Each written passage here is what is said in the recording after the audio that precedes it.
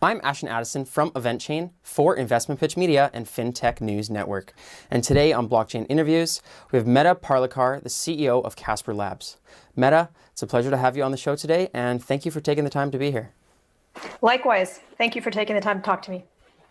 You're very welcome. Let's kick it off by getting a brief introduction of Casper Labs. Could you please give us a short explanation of what is Casper Labs and why you and your team believe that it is the future of decentralization? Absolutely. So we are building a layer one public decentralized blockchain that implements Vlad Zamfir's CBC Casper proof of stake consensus system. And this completely eliminates proof of work as a means of securing the network. Casper relies on economics, incentives, and slashing to secure the network and keep participants honest. So once you eliminate the hashing exercise from the protocol, you get quite a bit of computational efficiency, not to mention the inherent throttling mechanism that is associated with proof of work. And as you know, there's a lot of excitement in the blockchain space, and the two leading blockchains out there are Bitcoin and Ethereum, and of course they're fully decentralized, right? And there's a reason for this is, the value proposition of blockchain really comes from being completely decentralized and permissionless. That's where you get the security and the, what I like to refer to fault tolerance around the transactions. The transaction's been validated by all these random nodes. So what's happening, though, is they're not very scalable, right? And it doesn't matter so much for Bitcoin that it not be scalable because we don't use gold to transact, in day-to-day. So layer two solutions will work for Bitcoin. But with Ethereum, where you're actually running computer programs on the blockchain, you need more performance, right? You need to know that your computational request, whatever you sent in, has been processed within a reasonable amount of time. And so we see our platform as being able to provide that kind of throughput that's necessary for real world use cases on the blockchain. That's a great explanation. And I know it can get very technical. A lot of people in traditional finance are still learning about the differences between Bitcoin and Ethereum and all the intricacies involved with Ethereum and what we can do by integrating these programming languages. And some people that have used it have experienced those scaling issues, myself included, that you mentioned, where it just doesn't have the capability right now to have the throughput of transactions to support not just everyone in the world, but even just in North America. It really doesn't have to support businesses doing transactions every day. So for the people that do know a little bit about Ethereum, what you're saying is that Casper is really a complementary service that's going to upgrade Ethereum, or is it going to be having its own blockchain in a competitive-like manner? How does that fit into the Ethereum ecosystem? Yeah, so we see ourselves as being able to do the research and take the risk that Ethereum cannot, because Ethereum is supporting. They have a lot of users on it. They have a lot of capital that has been developed against Ethereum.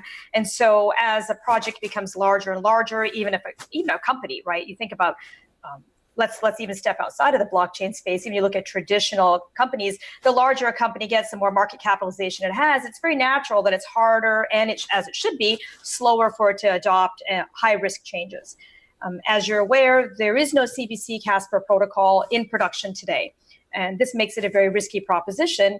And we see ourselves as a young, scrappy startup being very well suited to do this kind of research work and take those risks to bring to life Vlad Zamfir's CBC protocol.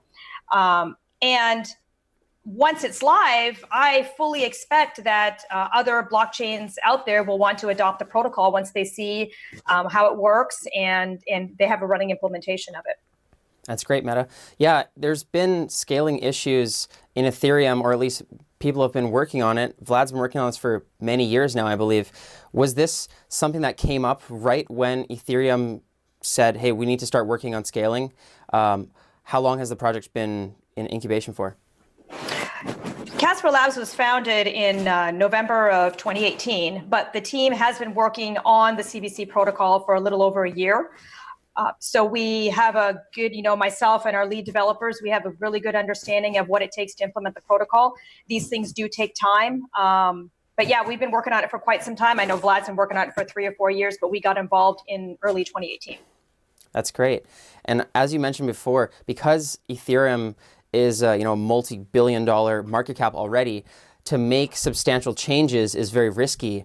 It's sort of like all of the dApps that have already been developed on the current proof of work system, and then it's going to be moving to this new consensus algorithm called proof of stake. For those people that are just learning about these different consensus algorithms, is Casper Labs integration with Ethereum, is that in line with them moving over to the proof of stake consensus, or is that a separate thing altogether? Right. So we are building a separate blockchain, right? So our goal is to build a decentralized layer one computational infrastructure that is based on the blockchain technology.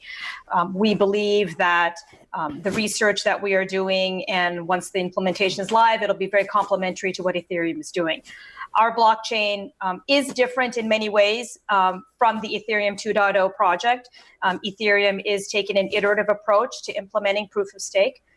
In principle, proof of stake basically means you put up some token as a validator, if you or a miner. If I want to participate in the network, I procure some tokens and I put those in a wallet that's locked away as a bond. And if I similarly, as you talk about bondsmen today, and you put a bond up, and if you engage in malfeasant behavior, your bond is slashed, right? There's an economic disincentive to bad behavior. And proof of stake systems follow this same basic principle. Most of the proof of stake systems that you see out there today are what we call delegated proof of stake. So what that means is that the community votes on who gets to mine and who gets to be included in the protocol. That's what we call DPoS. Casper is very different in that validators can come and go from the network as they choose. So it is completely permissionless, completely decentralized, and there are other mechanisms by which the system reaches consensus versus saying, these X number of validators are inherently trusted and they're all honest for the most part.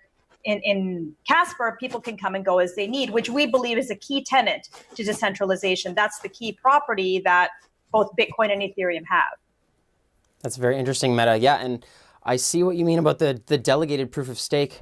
It depends on how comfortable people are with the different levels of decentralization. And they say that there's always a trade-off between a certain level of decentralization and scalability, or so we've seen so far, but that may change, right? That is our goal. I mean, our assertion is that you don't have to sacrifice decentralization for scalability. And those are the trade-offs that have been made till date. People have been, in essence, trading off decentralization for scalability because it's hard. It's a hard problem to solve. Now, from my perspective, I believe that there are a set of use cases that are really critical to put on a public permissionless decentralized blockchain. And those use cases don't necessarily need to have a very, very high transaction throughput. I believe that there are a class of use cases where maybe you don't need as much decentralization and you want to trade off for a little bit more centralization for speed. But our focus is really that the heart of the public permissionless blockchain, the key value proposition is that it's a trustless network. And the moment you centralize that, you basically put a stake in the heart of like the number one value proposition that blockchain brings to bear. That's great. So you guys have been working really hard since November, I'm sure, on the development of the blockchain. What does the development roadmap look like in the next 6 months? And what are the major milestones that are coming up in terms of the testnet running? Are there people able to run nodes? And then when does the mainnet go live? I'd love to learn a little bit more about that. Yeah, for sure. So we will have a public DevNet that will be going live this summer. This will enable dApp developers to connect to the network, bond and unbond from the network if they so choose, and interact with the network and test their applications against the network. Today, you can go to our GitHub and download our node software and run the node locally and experience writing Rust code and deploying smart contracts. We do use WASM, we use WebAssembly. And that gives us the broadest base in terms of, programming languages that you can write smart contracts in. But the software is available today. We release software every month. We are taking very much a professional production engineering approach to our software. We want it to be robust and scalable and easy to maintain and manage from a node operator perspective. And testnet, we hope, will be later this year. we have a very aggressive roadmap, and we are on track to achieving that. That's great, Medha. And for those developers that are looking to get involved, what is the long-term vision that they should see from your team in 2 years from now? What does Casper Labs look like? Is the mainnet running? We see a scalable Ethereum. What else would we see as the project comes to fruition? Yeah, definitely we see mainnet running in 2 years. I'm very optimistic that that will happen, and we will see a lot of something very similar to Ethereum, I think, that does provide scale. You'll see fantastic developer tools. I take user experience very seriously, and I believe that the user experience is somewhat lackluster. I hope to see great and broad support for mobile accounts and mobile wallets. The ability to store private keys on a mobile device is seminal, I think, for a dApp developer. You'll see great tools for middleware, both putting information on the blockchain, but equally importantly, getting information out of the blockchain. I think that right now you kind of send your transactions to Ethereum and they kind of just disappear into, they land on the blockchain, but getting any state information out of the global computer is very difficult. So we see ourselves as building a fantastic ecosystem for developer tools and dApp developer tools, as well as a growing adoption of the blockchain and new and great features such as homogeneous sharding and side chains as well. Amazing. I really appreciate, Medha, that you guys are focusing on user experience and mobile first as well. And that's part of the reason why some of the popular exchanges and dApps are popular, is because there isn't a lot of user experience focus. It's very developer focused, and there are a lot of barriers to entry that come with that when you have very technical software to not be able to provide a good experience. It really doesn't allow you to grow the project to the mainstream. I think that's exactly right. I kind of grew out of the music revolution. So I was one of the senior executives at mp3.com. And I remember the day when you had have these little MP3 players, right? And you could get content on the MP3 player, but it took like about 12 steps to get your content from a CD onto the MP3 player. Mm-hmm. And MP3s and digital music didn't really hit the broad base until iTunes and the iPod came out, right? And what did that actually do? All they addressed was user experience. And they made it so easy for anybody to, experience the digital music revolution. And I think absolutely the same thing applies here, right? I think to get broad adoption, you need to have a really, really easy, delightful, integrated user experience for dApp developers. You need to have mobile support for accounts and wallets for end users. And I think if we can package something up and solve the scalability problem, I think we've got a winning solution. That's a great analogy, Medha. Thank you. Now, one thing that I just saw recently was Vitalik Buterin and Vlad Zamfir were speaking at the Stanford blockchain conference about CBC Casper Labs. What was the general message there to the audience? Yeah, so I think the general message is that they recognize that scalability is a real issue, right? Vitalik laid out his plans for Ethereum 2.0 and how Ethereum intends to iterate, right, from where they are today to a much more performant solution. He described in detail what the architecture of Ethereum 2.0 looks like, both from the beacon chain. He also described the transition plan for the validators and how they can transition their Ethereum from being a proof of work validator miner to a proof of stake miner. And Vlad's speech was his talk was very much in alignment with that, where he described in detail the CBC sharded consensus protocol, right? Casper enables itself to be sharded in a homogeneous way. And that's slightly different from side chains, right? When you talk about side chains, you're talking about a whole other blockchain, a whole other consensus protocol, whereas homogeneous sharding really talks about a single blockchain that is now splitting up the computational load across nodes, and that's very different from a side chain. Very interesting. Mm-hmm. Yeah, and is your team right now really just looking for more developer help, or are you expanding the team for people to join? How can people help with this initiative? Gosh, the most important thing I would say is I would love to have people building dApps against the system. That puts our APIs under pressure, right? We really want to know just how hard it is for a dApp developer to work with our blockchain.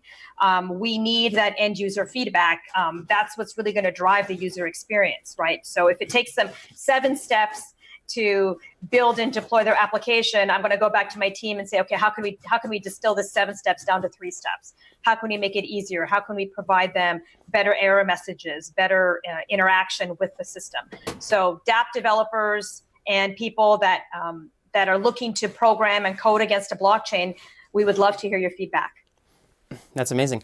And are you guys running into any obstacles or challenges as you continue this development? Is it just more manpower needed, or is it managing the user experience along with the development? What are your main roadblocks as you continue working towards the testnet? Yeah, I mean, like I indicated, that we're looking for dApp developers that want to work against the platform. And, the space is really saturated with blockchain projects right now, right? So I think that's a big challenge, is what's going to draw people into Casper Labs. I believe that we have amazing technology that we're building on, see the promise of, the consensus protocol. And we are using a best practice, not best practice, but widely adopted execution engine with WASM, with WebAssembly, and the parity tools. So we are trying to cast as wide a net as we can, but I think it's a real challenge because there's a lot of options out there for dApp developers today in terms of which blockchain project they want to deploy their application on. Definitely. And if developers are looking to learn more about Casper Labs or get involved, what is the best way to find out more information and contact the team? Find us on our website, CasperLabs.io, and check us out on GitHub at Casper Labs. Awesome. Thank you very much, Medha Parlikar, CEO of Casper Labs. It's been a pleasure speaking to you. I'm looking forward to watching the growth of Casper Labs in the coming months, and we'll follow up then to see how the project is growing.